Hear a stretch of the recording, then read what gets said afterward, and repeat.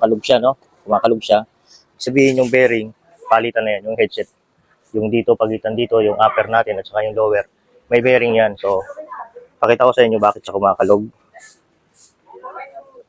Ito yung sira niya, oh. Makita niyo yung bearing, nakalabas na siya. So, yung pinakang bulitas niya, natanggal na, naubos na. Umiikot na lang siya sa pamagitan ng pinakang steerer natin sa loob. So, ang gagawin natin dito, kakalasin natin yung tinidor. Ilalabas natin yan, papalitan natin ng panibagong bearing para yung kalog matanggal. Pakalasin ko yan step by step. Panoorin nyo na lang. Una natin tatanggalin yung cover ng ating ng manibela. Ito, para hindi na kayo maligaw ang pagbabalik. Ibalik nyo rin yung tornilyo para hindi siya kumakalat. Ayan. Pangalawa natin tatanggalin dyan, yung ating lock ng steerer or yung stem. Kakalasin natin yan. So, ayan, tanggalin lang natin tong lock ng ating isang pattern lang stem. yung una mo, no?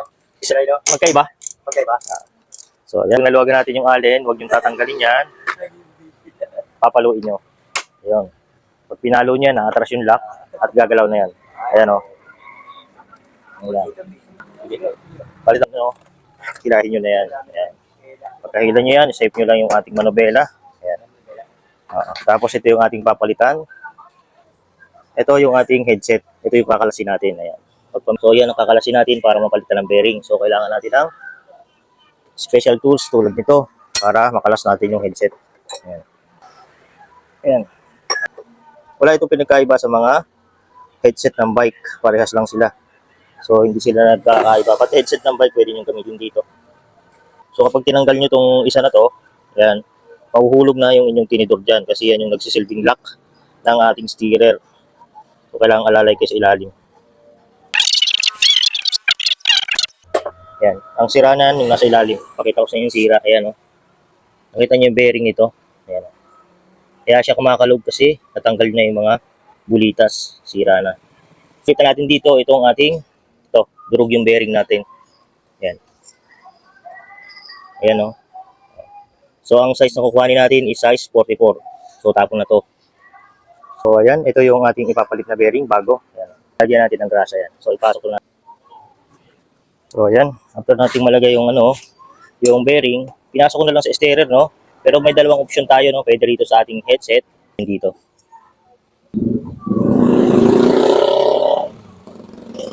Yan sa taas, hindi ko pa pinalitan, bagong palit daw yan. So, ang nasira yung ilalim. So, balik lang natin yung mga spacer.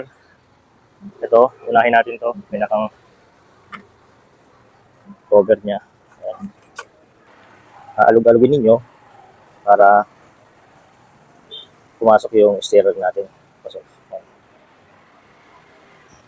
So, pinakamahalaga dito, no? Make sure na yung ating steerer tube, ayan, yung steerer tube, nakita nyo yung sa loob na parang bakal na, ito to. Ayan yan.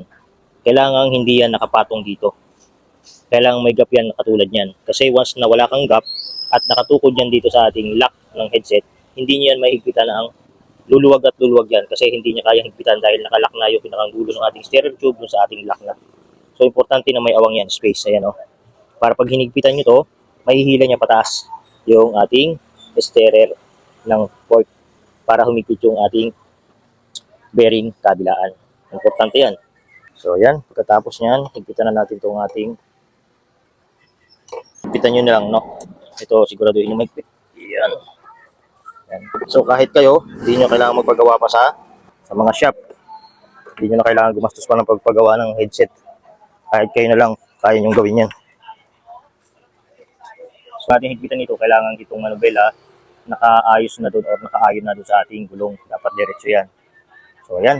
So, hanggang dyan lang, no? Yung nag-request ng videos about sa ating e-bike na maluwag yung pinakang stem, yung bearing, paano magpalit. Ayan na po yung videos.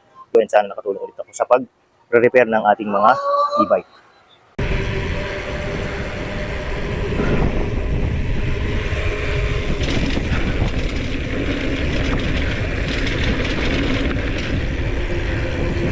Sarap!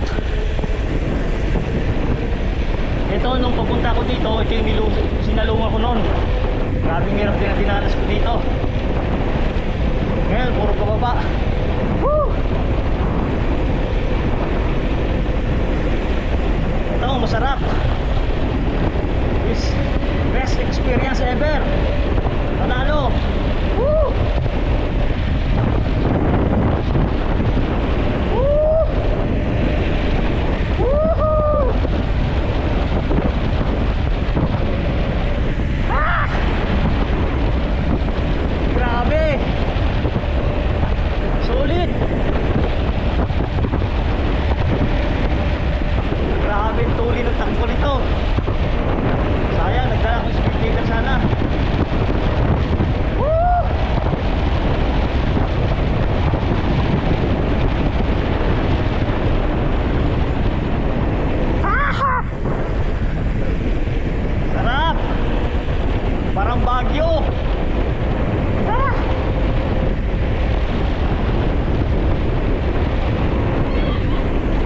konti na lang yan.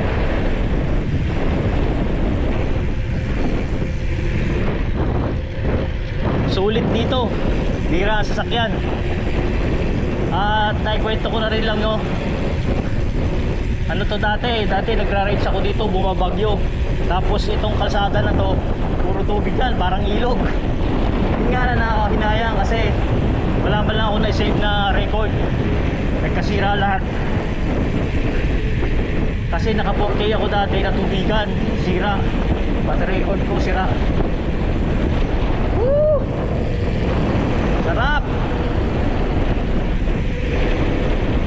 Yan, so shout out kay Biker Vic, kay Chito. Ayan, eto na ako ngayon, nagpapakalango sa mga pababa. Sana kasama ko kayo dito next time mga birds. Dito tayo.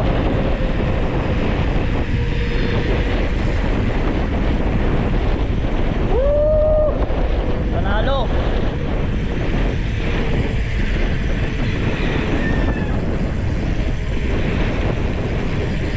Sarap.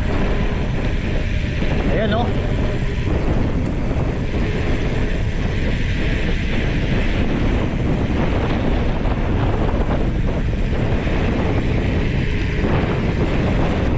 Ayan, may truck tayo sa unahan. Unahan natin. Take.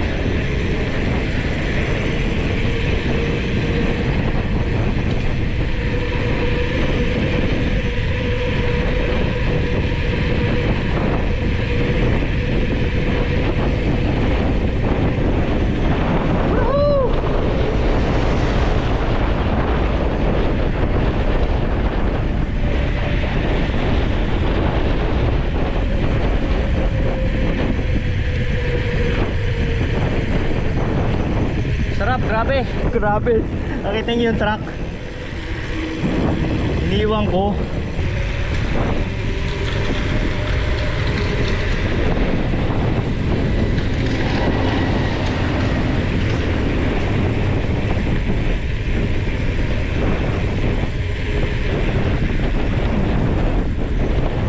Woohoo!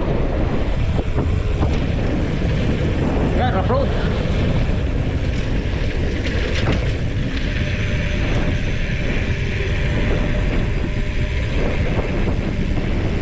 Ayan yung motor, unahan natin.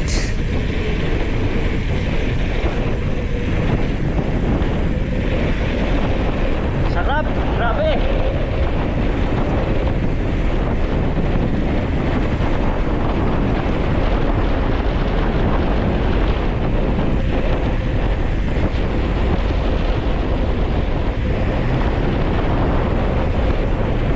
Woo!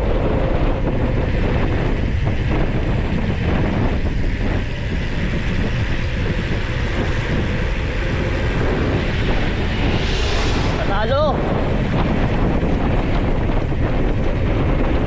Tawid na ako. Grabe.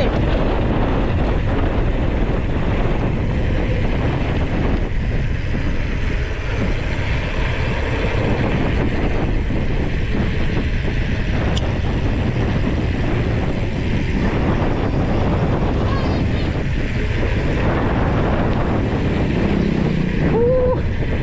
Ayan. Parating tayo ng Perez.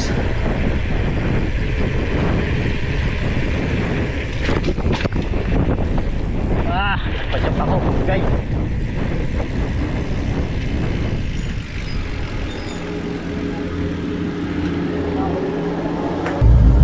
At ayan, matapos na yung pababa natin. Ay, packet na ulit tayo. Ayan, tipid sa pagod.